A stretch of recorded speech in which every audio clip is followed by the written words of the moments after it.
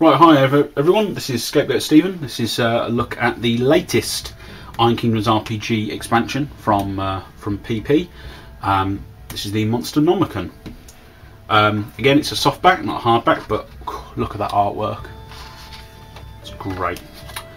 This is done from the eyes of Professor Pendrake, like the Mark I Monsternomicons were. There's some very, very nice bits in here, which we'll talk about as we go through. So basically just talks about the stats of the creatures, and then we get into the creatures themselves. I obviously won't go into every single one of them, but the thing to note is you get creature templates, which it recommends several variants. So instead of just like a standard Argus, you could have an Argus that is adapted to forests, an Alpha Argus, a Juvenile Argus, a large specimen, a pack hunter, or a trained Argus.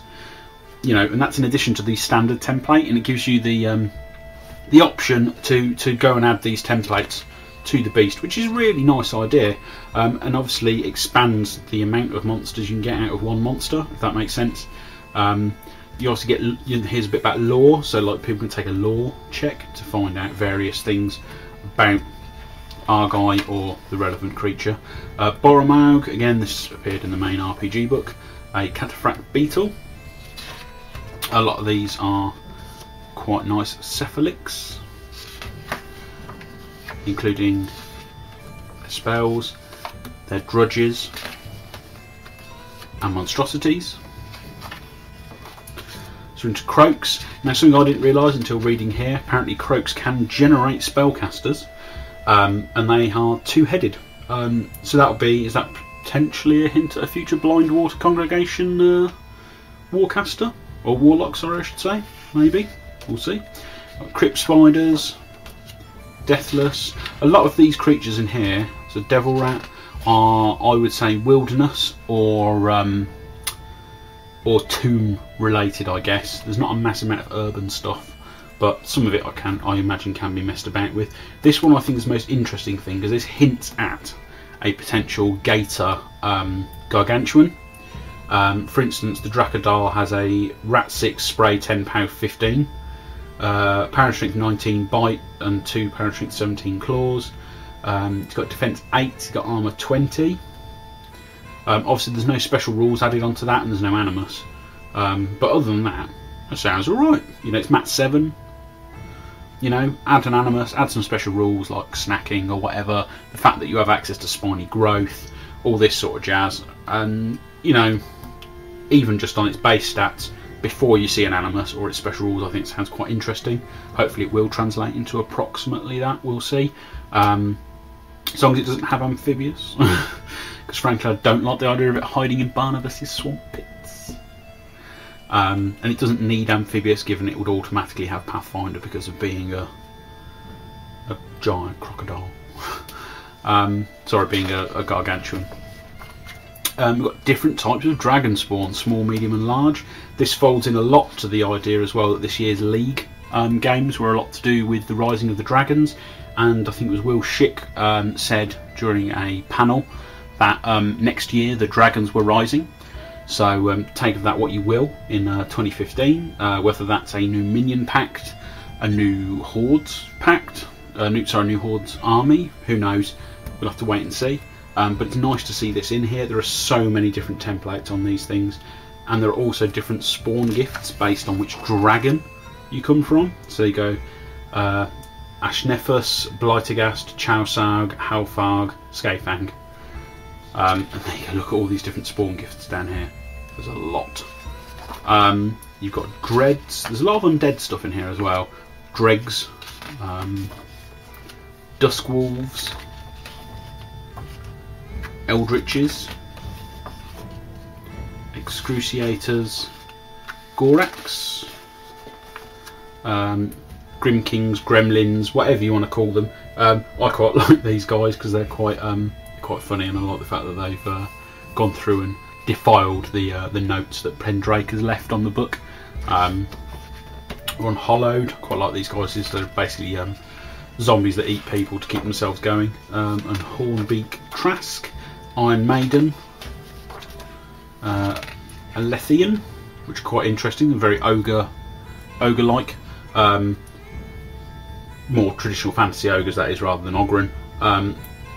It wouldn't surprise me if they crop up at some point in the game, perhaps as beasts.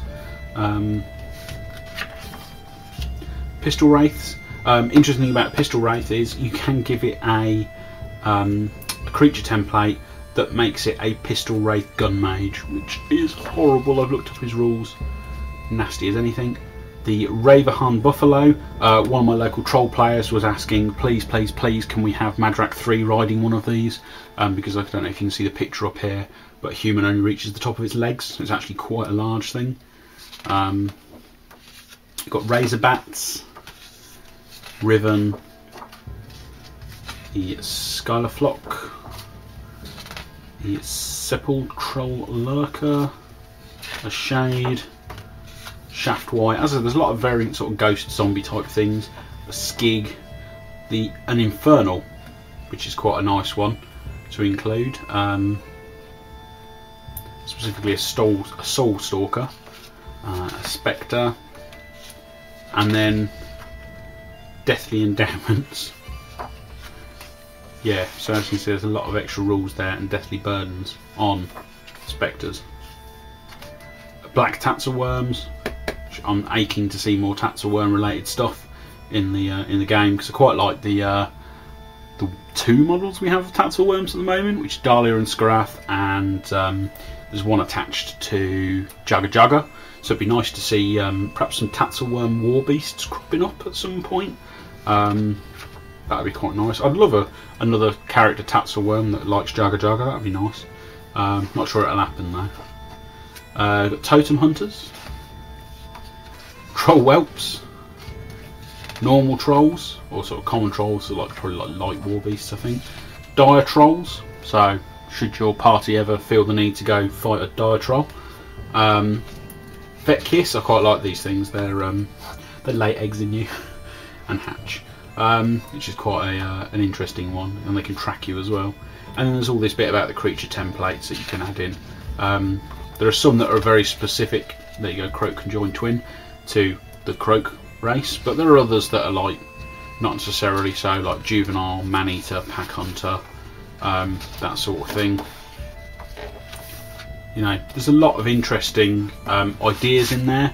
Again, I think a lot of it is more to do with wilderness and tomb raiding, but it's still a solid book, and they give you some ideas for monsters to use in a campaign. I quite like it, again, for purely the fluff and the background reasoning, and the artwork in there is great.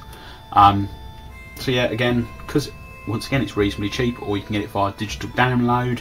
I think again it's a very nice release. Would I like to have seen perhaps the book in hardback, maybe twice the size with a bit more, even some campaign information in the back? Can't say no, that's because I like my hardback books. But it's still a nice, worthwhile addition to Iron Kingdoms, and tides us over until the Unleashed book comes out in March. And if you haven't seen on the PP website yet, they've just put up an insider in the last week or so, showing the models that come in a lovely starter box for Iron Kingdoms Unleashed, which I'm hoping they will also go back and do for standard urban adventures.